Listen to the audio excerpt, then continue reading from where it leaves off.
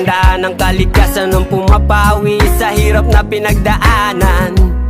Tumalon, tumayo sa dapa, magsaya, huwag kalimutan na buhay ka pa. Ang sakit ng kahapon, dapat mong itapon para puso ay magilom.